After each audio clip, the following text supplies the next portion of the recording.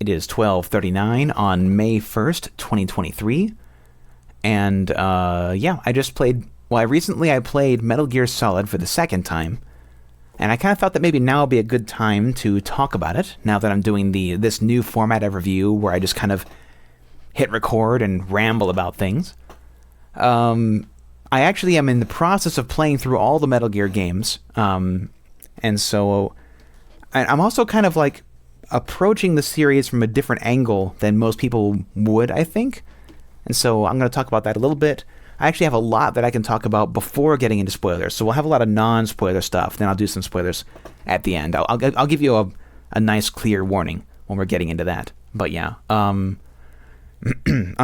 personal enjoyment on 0 to 5, I would give Metal Gear Solid a solid 4. No pun intended. It's very good. The first time I played it, I was a little more lukewarm on it. But this time, I think that I warmed up to it quite a bit. Partially because I've had time to process it, and also partially just because I'm more familiar with Kojima stuff now, and so that added more context to it for me, which increased my enjoyment. But that's not the only thing that it had going for it this time. So I first became interested in the Metal Gear franchise because of the Phantom Pain. Actually, when the Phantom Pain came out, I ended up trying that. Specifically, when the PC version came out, is when I kind of got into it for real. And I liked the Phantom Pain so much that I got maybe 60% of the way through it. And I don't remember how. I wasn't being too careful with the spoilers back then. And the big spoiler for the Phantom Pain got revealed to me. And then once I knew the big spoiler, I kind of became more interested in the story, and I wanted to understand the background of the Phantom Pain. How it fits into the Metal Gear universe. Where did all these characters come from? What exactly is happening? Because that stuff that I learned sounds really interesting, right? So I decided to go back and play the whole franchise. First time, a long time, a couple years ago, I think. I played Solid 1, and like I said, I was lukewarm on it. I played a little of Solid 2 and did not like it at all. So then I watched a summary of Solid 2. I did already know the ending of Solid 2, so I didn't spoil myself by watching a summary. I just decided I didn't want to play it at that time. I didn't grow up. I was born tail end of the 80s, and so everyone my age knew about Solid Snake growing up, right? But excuse me. Growing up, I knew who Solid Snake was. I knew about Psycho Mantis. I knew how to beat Psycho Mantis. Again, I'm not going to do any spoilers, but you know exactly what I'm talking about. Everyone knows the codec iconography and the snake, and all that. But yeah, I never had PlayStations growing up, really. I just played my friends sometimes. And yeah, so this time around, I actually went all the way back. I went back to the film Escape from New York. I started by watching Escape from New York and Escape from LA. And Escape from LA just sucks ass. But Escape from New York I thought was pretty good. When I finished Escape from New York, I was yeah, it's not bad. But then the more that I think back on it, the movie is kind of infectious actually, where it's been spreading in the back of my mind when I wasn't thinking about it. Because yeah, it's really I did not dislike it at all, but I thought it was just kind of whatever the first time. It had some strong points. But now, yeah, my mind keeps going back to it, and I really need to see Escape from New York again, but I am pretty confident that I will enjoy it even more the second time. And regardless, it was very useful insight, because there's so much. I knew that Solid Snake was named after Snake Plissken, the main character of Escape from New York, but I didn't realize just how much influence it had. Excuse me. I didn't realize just how much influence Escape from New York had over Metal Gear, which is, yeah, quite a bit. Even just the way that the computer readouts look on the monitors, is just so obviously an influence on Metal Gear and Kojima games. And I feel like you can even see some Escape from New York in the menus of Zone of the Enders, right? I need to go back and maybe even, now that I think about it, the VR stages in Metal Gear Solid are also probably an Escape from New York reference, right? But yeah. Anyway, so I watched the films. I played 2/3 of Metal Gear on the MSX. This is just like a couple weeks ago. And about 2/3 in, when I had the 7th key card, and I was finding doors I couldn't open, meaning there would be an 8th, and then I didn't find the 8th key card and I got lost, that's when I was frustrated enough to just quit and watch a summary of the rest, and I'm glad I did that. I went into Metal Gear 2, and I disliked Metal Gear 2 even more than Metal Gear 1. People say it's better, and I hated it a lot more. That's probably because the movement was slightly worse, and I was just already angry from playing Metal Gear 1. So yeah, I watched a summary of 2, and they were both recapped in Metal Gear Solid in text, and I did read that text as well, so that helped kind of reaffirm what information from the first 2 games even mattered. And yes, and that leads up to what I just finished, which was my first replay of Metal Gear Solid. I played it on the easy mode, which is Metal Gear Solid is not the kind of game that I care to play for any sort of challenge. I think that when Metal Gear Solid is difficult, that it's not very good. I know now, obviously, if you like the game and you want to play it on a harder difficulty just because you like it and want to change things up, that's fine. That's not what I'm talking about, though. I'm just talking about if, for a first-time player, if the harder difficulty settings, hold up or make sense, and they really do not. They just reward memorization and not, the improving of any interesting skills, right? Which is, again... again, nothing. Let's go ahead and continue this thought. I like the stealth mechanics in Metal Gear Solid 1.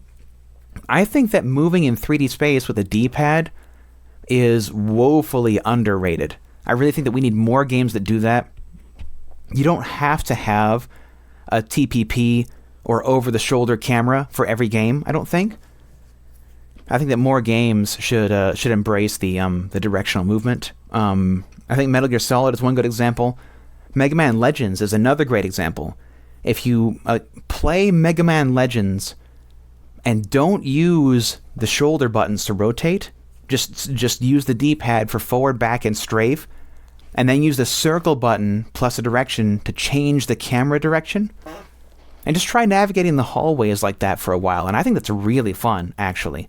There's some kind of really nice, assuring precision of not having to use analog controls. Analog controls are great, right?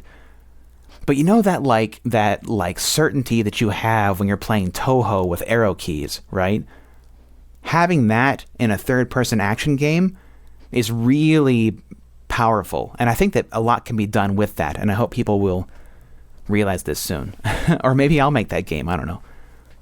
But yeah, I enjoy the third-person stealth. I like the cinematic camera angles when you press yourself against things. I think it's very nice. I don't know when the convention of, if a guy spots you and you kill him within, 5 or 6 frames, he won't alert the others. I know that's in the Phantom Pain. It's not in this, and that's unfortunate. If you kill a guy the frame after he spots you, he will have time to telepathically tell everyone where you are, and that is fucking infuriating, even on the easy mode. So that's probably the only bad part of the stealth. I do like everything else about the stealth, I think. The stealth is quite fun. Maybe some questionable camera, cone of visibility hitboxes, but again, nothing too crazy.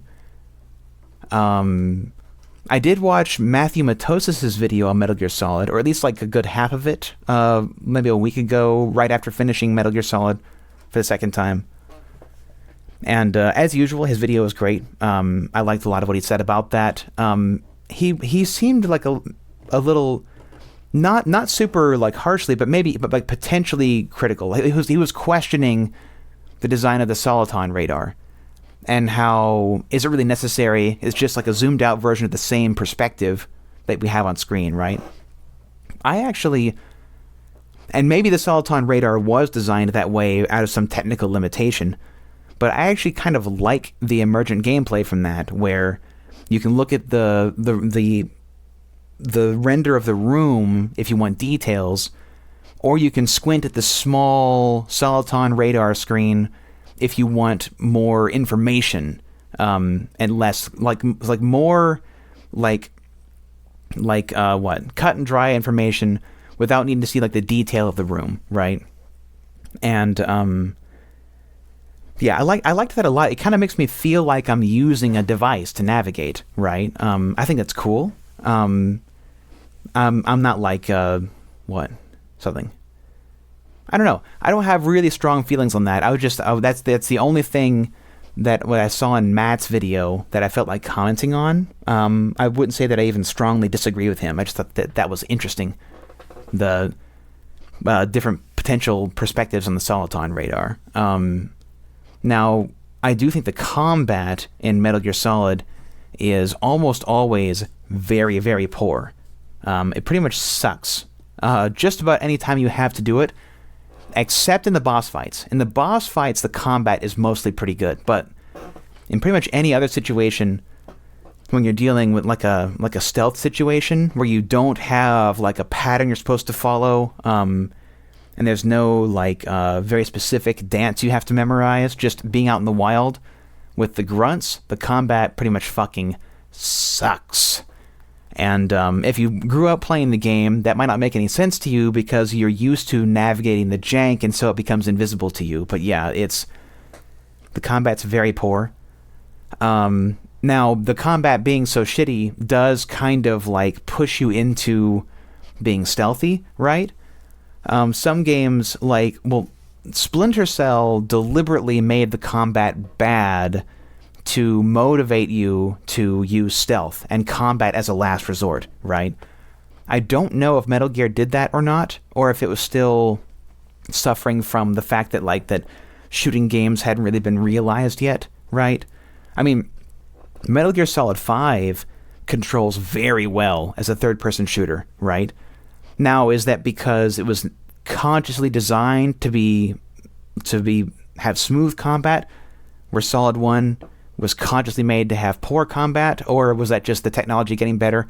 I mean, only Kojima can say, right? But yeah, I do not like the combat in Metal Gear Solid 1.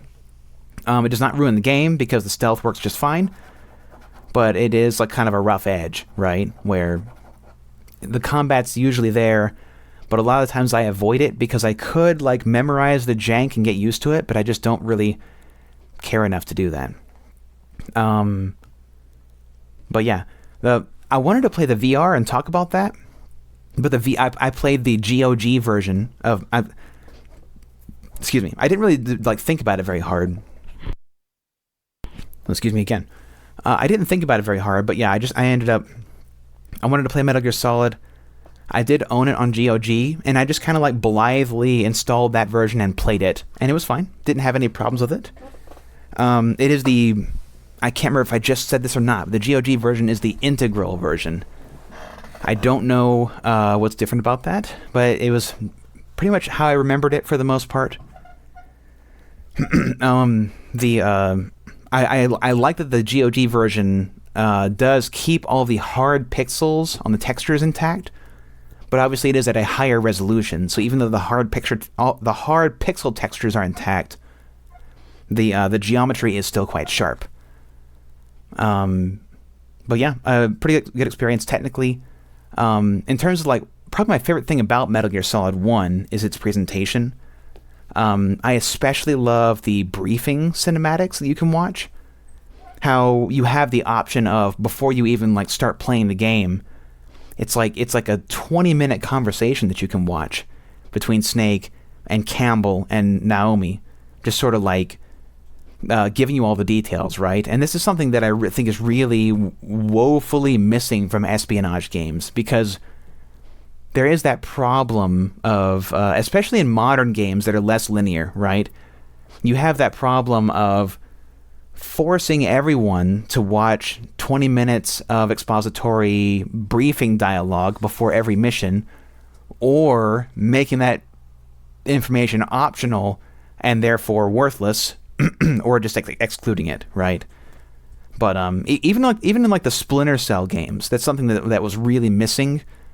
That I wish that there would have been more stuff like that, where just like long, detailed, dialogue-heavy briefing sections.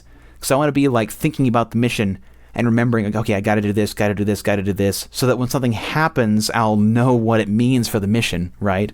Without having to be hit over the head with like, oh, it's that guy, and that means this, you know? I like understanding the situation, and the briefing really does a lot for the presentation, where even though, like, honestly, the story of Metal Gear Solid is pretty patchy, you know? I have some problems with the general narrative and how it's presented. I have problems with that, but it still makes me feel so much more connected to the story and to the characters, getting to approach the what is the mission called? Infiltrate N313 or whatever it is.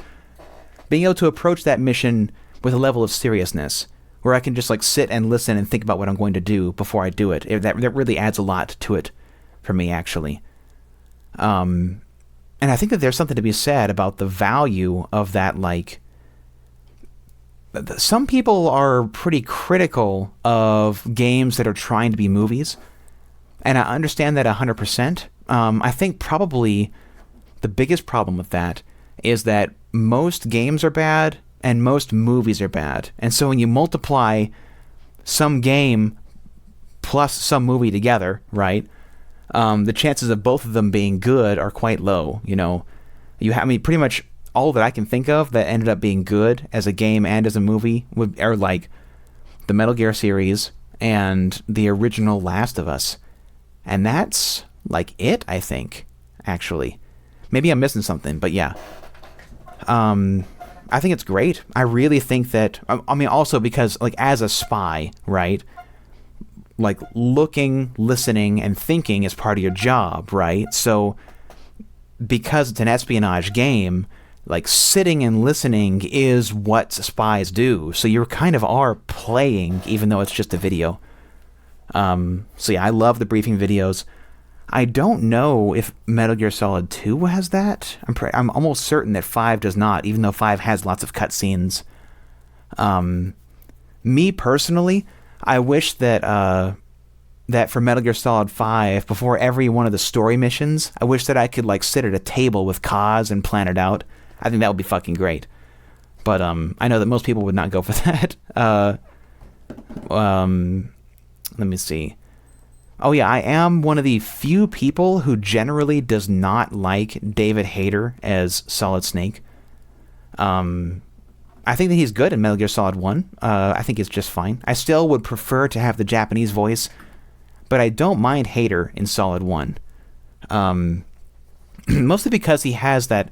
Like in Solid 1, he actually kind of sounds like Snake Plissken, right? He has that like...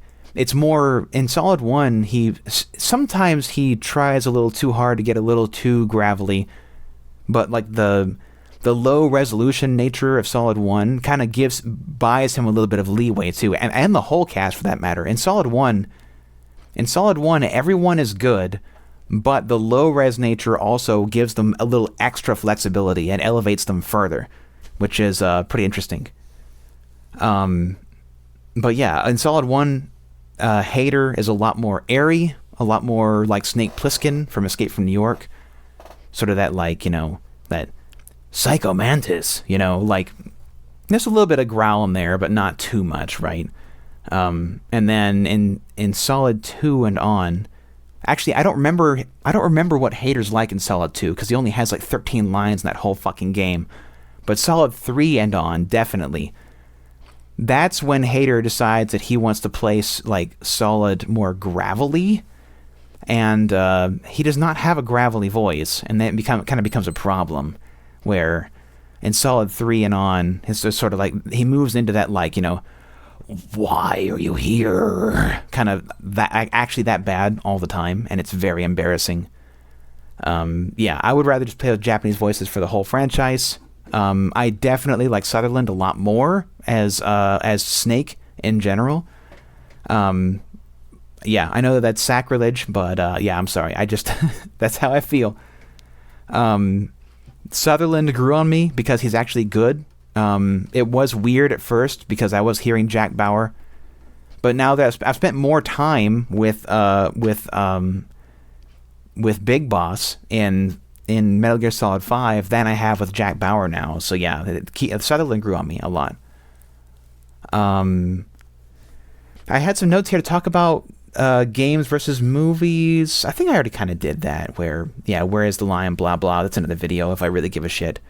Let's go ahead and go into the spoiler territory. I'm going to talk about spoilers for Metal Gear Solid 1 and for 5, actually. I'm going to spoil Metal Gear Solid 5, The Phantom Pain. So, you've been warned. I really like the cast, right? I'm a big fan of, especially like the people in HQ. Like, I like Campbell and Mei Ling and Naomi and all of them, right? I think I like all the input they offer as you go through the missions and all that. Nastasha can be a little weird sometimes because I feel like she does not have as many flags as the other characters do. So there are several points in the game where like something will happen and I want to get a comment from everybody, and everyone will have a comment except Nastasha, who wants to talk about nukes again. That was a common thing where it'd be like, Campbell be like, I don't know, but it'll be like a fucking, just make up any scenario, like a fucking stray cat, right? I find a stray cat, and Campbell's like, looks like a stray cat. And Mei Ling's like, oh, it's adorable, it's a stray cat. And Naomi's like, oh, a stray cat. I had a cat as a child. And then Nastasha will be like, there are over 53 million nukes, and it's pretty funny how she's kind of a cartoon character in her own right. There's a lot of like unintentional or maybe intentional comedy with that, and her always having that fucking cigarette hanging out of her mouth. She could have been holding the cigarette, but it's just hanging out of her mouth the whole time, and that's pretty interesting to me. Also, one side note, I thought it was funny that Meryl is the only character that says Hal's nickname correctly. Where, like, I mean, in a normal conversation, I would probably say Otacon because everyone says Otacon, and maybe Kojima wants you to say Otacon in English. I don't know. Maybe he has weighed in on that. I don't really know. But yeah, Meryl calls him Otacon, which is really what he ought to be called, I think, unless Kojima says otherwise. But every other character calls him Otacon, and so does the community, so I would just say Otacon, probably. I like all the Foxhound members. Regarding Ocelot, I really like how his voice, he sounds like he's from Team America. He has that like Team America cadence, like, what's a good example? Like, I can't even think of a line that he says. I don't have the game memorized or anything, but he'll be like, Foxhound's here to get the launch codes. I don't know. I can't do it, but you know what I mean. He's just go and listen to some Team America dialogue and compare it to Ocelot, and he would fit right in. His accent is so funny. And I actually really like how he completely drops the accent when he loses his hand for a second. So it's all like, this is the Colt single-action revolver, the best ever made. And then Fox comes in, and then it becomes like, my hand! Like it's... You would think it would be like, oh, my hand! But no, it's my hand! It's been a long time since I had such a good fight, but I'm just getting warmed up. What? My hand! And I always thought that was so fucking funny. Octopus, I actually would like to know more about Octopus. But yeah, he's just one of the characters that kind of got sidelined for that twist. I kind of hope that maybe we'll learn more about him in another game, but I really don't know if we will or not. Yeah, Gray Fox, a lot of people have a lot of nostalgia for him. I'm kind of whatever on him and on Raven. They're fine. I really didn't... Probably the worst part of the game for me, the thing that I just straight up did not like at all, is Sniper Wolf. I really do not like Sniper Wolf at all. or anything connected to her. I didn't like her. I didn't like the way she was written. I didn't like her boss fight. I did not like her area with all the wolves and all the secret passages that you have to go into first person to find. It was just kind of like frustrating, and I really disliked it quite a bit.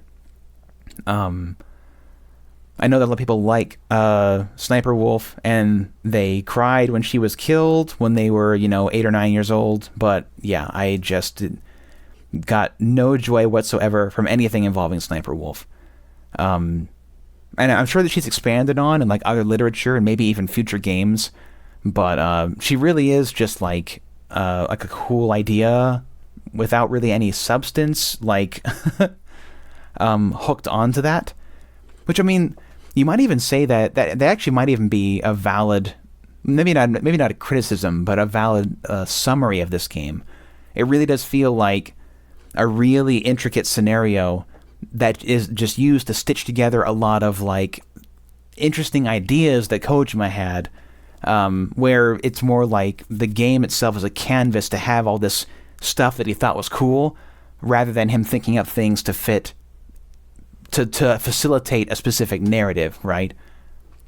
Which isn't necessarily bad, but it is kind of interesting how Sniper Wolf is where this is the most apparent, where obviously, like, a scantily clad Russian sniper who falls in love with you and then shoots you in the heart, it certainly sounds dramatic. I don't really see how that services the narrative in any way.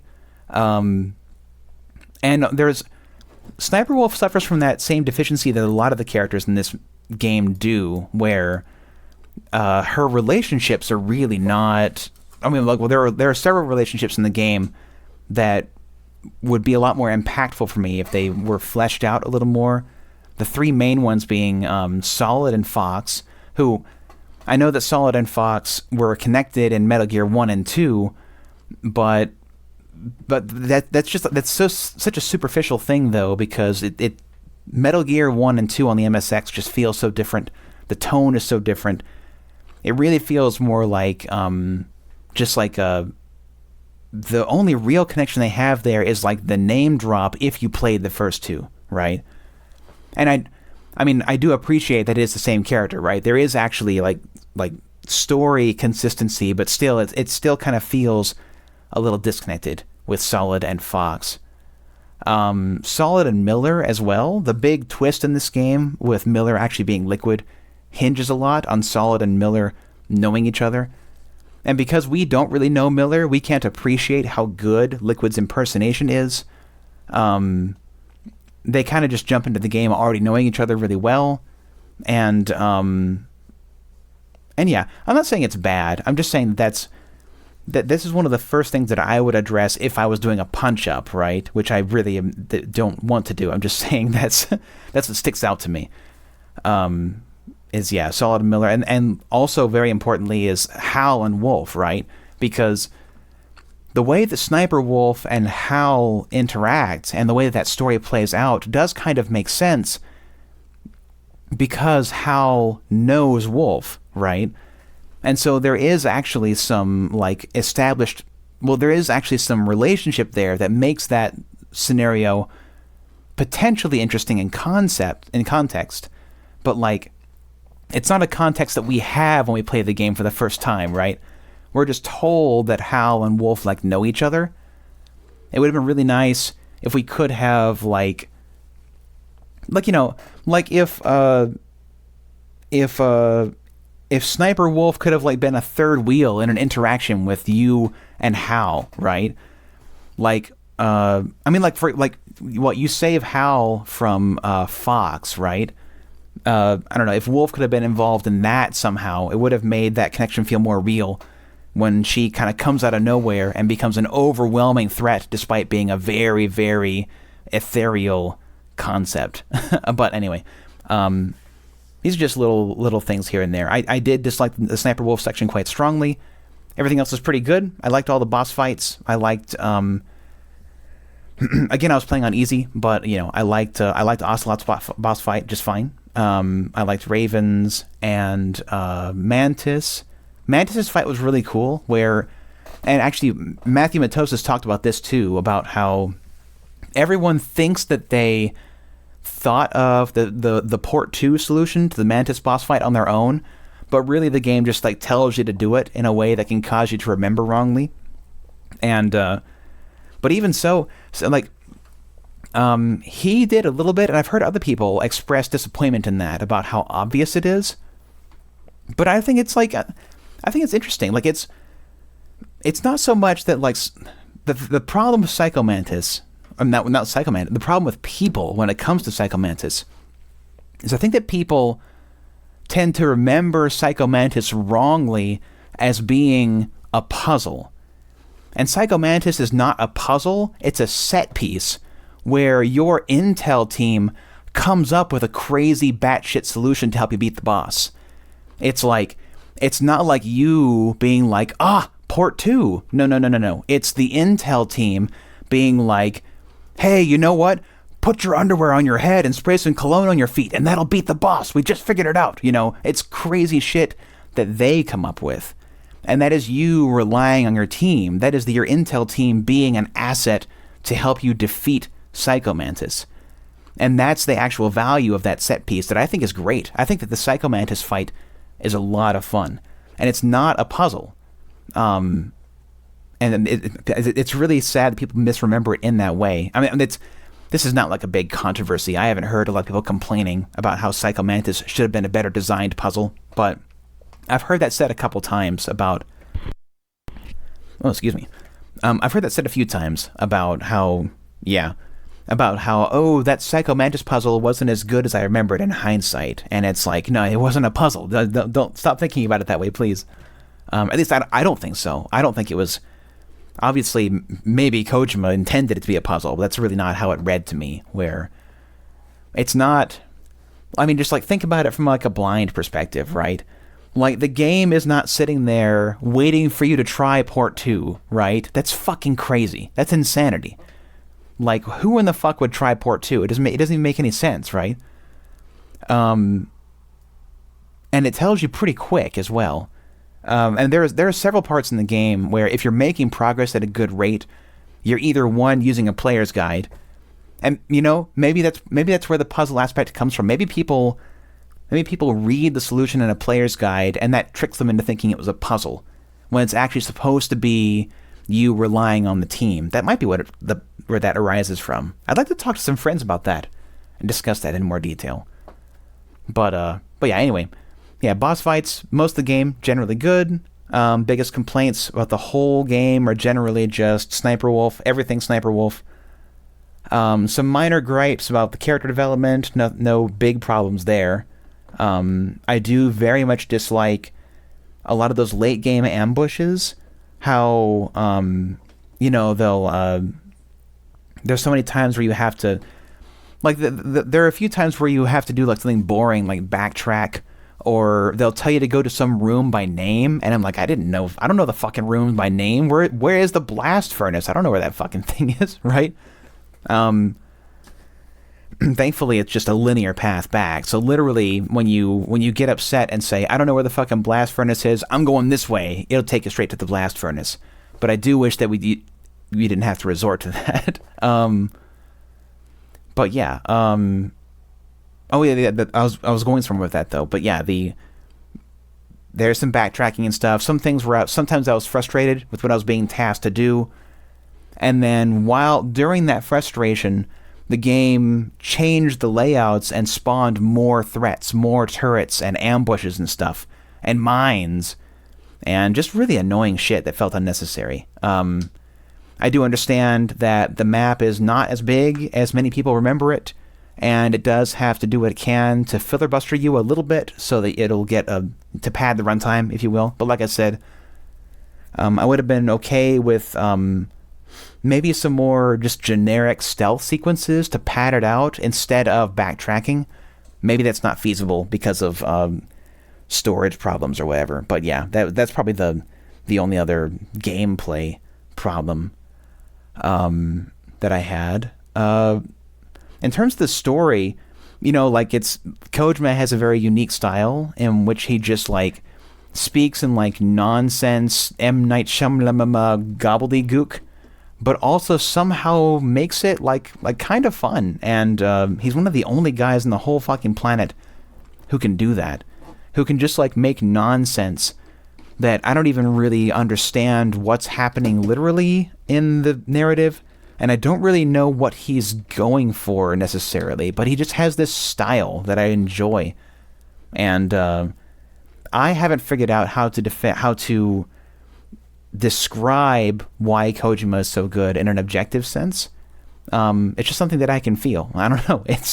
I'm working on that. Maybe I'll get there by the time I finish the Phantom Pain, because I'm probably going to do one of these for every Metal Gear game from Solid 1 forwards. But yeah, all the Gene stuff obviously made no fucking sense at all. You find out that well, obviously there's a big surprise that Miller is actually Liquid in disguise. You find out that Liquid is Solid's brother. They're both clones of Big Boss, and they have identical genetic code. But Liquid got the recessive genes. I'm sorry, no, Liquid got the... Let me think. Yeah, Liquid got the recessive genes, and Solid got the dominant genes. Which is already like a contradiction. It's like, what the fuck does that... Like, because in case you don't know personally, person listening to this MP3, dominant and recessive are not special kinds of genes. It's just literally like which gene beats out the other.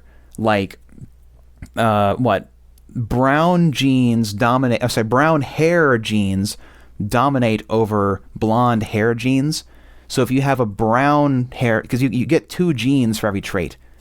So if you have a brown hair gene... A brown gene in your hair slot and a blonde gene in your hair slot, the brown will dominate and you'll have brown hair, not blonde hair. So yeah, that's all that means. And so having one person, like with Liquid and Solid, right? If Solid got only Big Boss's dominant genes and Liquid got only his recessive ones, that would mean, like, theoretically, if Big Boss had, let's say Big Boss had brown and blonde hair genes, so brown dominated, right? That would mean that Solid would get, I guess, 2 of the dominant one? Because you have to have 2. And then Liquid would get 2 of the recessive one. So right there, their genes are already different. It's not identical genetic codes. I don't even know why I'm getting into it. It doesn't make any sense. It also ends up that they're flipped, and Snake and Solid, our protagonist, is actually the recessive one, but he's still one. It is a bunch of nonsense, but it's still fun. I like it very much. I am kind of lukewarm on Gray Fox. I know some people really fucking like Gray Fox, and I'm sure he was way cooler back in the 90s. I think that maybe we have surpassed that in terms of, like, anime action coolness or whatever, but I do bet that Gray Fox was the shit back in the 90s. Where was I? Oh yeah, the Kojima nonsense. Yeah, the Kojima shit is just so fucking out of this world. It's so crazy. Like, it's not written by humans almost, but it is very fun. He is very talented and very unique, and basically nobody can be Kojima. I don't think, but yeah, I like it a lot. Probably the main thing that I disliked about the main primary narrative, the only thing that I really disliked was that ending of Naomi telling Snake, "Just live." Like, how much time do you have left? It's a secret. Just live. And it's like, I don't know. I really thought that sounded fucking stupid. How, like, I kind of get what they're going for, like the appreciate your life thing. It stuck out to me as being a little bit more stupid and annoying than the rest of it. But it is Kojima, so it is stupid. So I wasn't, like, really mad about it, but it was just so, like, I don't know. That part kind of made me feel a little weird, because it felt a little bit more sincere than some of the other insanity.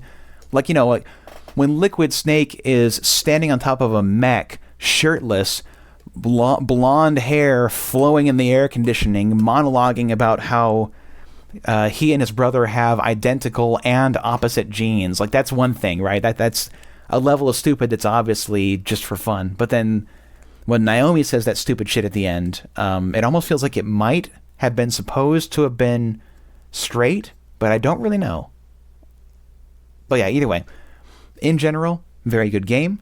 I can't believe that I've gone on about this shit for 40 minutes, so I'm going to stop now. And yeah, I already know that I'm not super fond of Metal Gear Solid 2, so that next video, or that's not, whatever you want to call these audio recordings. I'm used to saying video from back in my YouTube days. But yeah, the next Metal Gear Solid review might be a little grim, we'll see, but I do have an optimistic lookout for Snake Eater, because I played a tiny bit of that before starting over with Escape from New York, and yeah, Snake Eater seems cool. I just bought a PlayStation 2, so I'm going to play Solid 2 Substance and Solid 3 Subsistence, both on the original hardware. So, should be a good time, and I will see you then.